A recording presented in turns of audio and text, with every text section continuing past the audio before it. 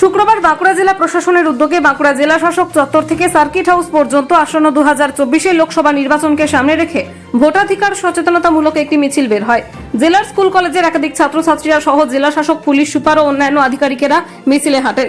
আগামী 25 তারিখ বাঁকুড়া জেলায় 2 কেন্দ্রে ভোট, আর সেই ভোট যাতে সাধারণ মানুষেরা সঠিকভাবে অংশগ্রহণ করে সেই বিষয়ে সচেতন করতে এই মিছিলের উদ্দেশ্য বলে জানালেন জেলা শাসক।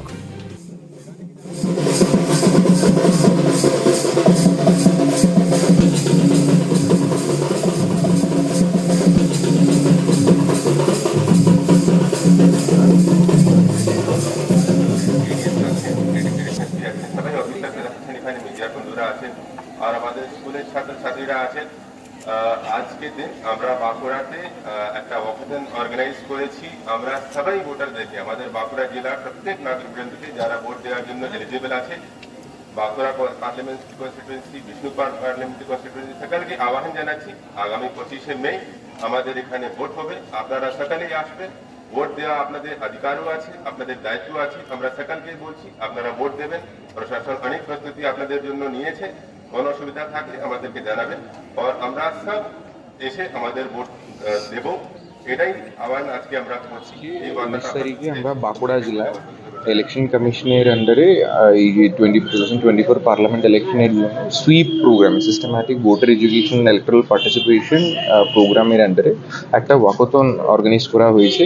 ডিএম অফিস থেকে শুরু করে সার্কিট হাউস অব্দি এই রাস্তায় একটা ওয়াকাথন, সবাই স্কুল কলেজ থেকে পড়ুয়ারা সব ছিল, এদেরকে নিয়ে একটা ওয়াকাথন প্রোগ্রাম অর্গানাইজ করেছি, যাতে করে আমরা সবাইকে আমাদের যে ভোটের দিন 25 তারিখ মে 25-এ যারা সব এলিজিবল আছে সবাই ভোট দিতে পারে, প্লাস অ্যাওয়ারনেস জেনারেশন একটা ম্যাসিভ স্কেল আমরা করতে চাইছি। সেটার একটা প্রোগ্রাম আজকে করলাম। আমাদের সাথে প্রোগ্রামে পার্টিসিপেট করেছেন বাঁকুড়ার জেলার এসপি সাহেব আছেন, আমাদের সব এডিএমরা, এসডিও, বিডিও থেকে শুরু করে অ্যাডমিনিস্ট্রেশনের সবই অফিসার আর পড়ুয়ারা পার্টিসিপেট করেছেন আজকে প্রোগ্রামে। নতুন ভোটারদের কি বার্তা দেবেন? নতুন ভোটারদেরকে এই বার্তাটাই, এভরি ভোট ম্যাটার্স, মানে যারা নতুন ভোট করেছেন উৎসাহিত হয়ে গিয়ে ভোট করবেন। সিঙ্গেল ভোটটাও মানে আমাদের ম্যাটার করবে, সেটাই একটা আমাদের স্ট্রেংথ, ডেমোক্রেসির একটা স্ট্রেংথ। স্যার, ঘটকনাথের ব্যাপারটা যদি একটু বলুন। আমরা বাঁকুড়াতে এই বছর একটা ম্যাসকেট লঞ্চ করেছি ঘটকনাথ নামে।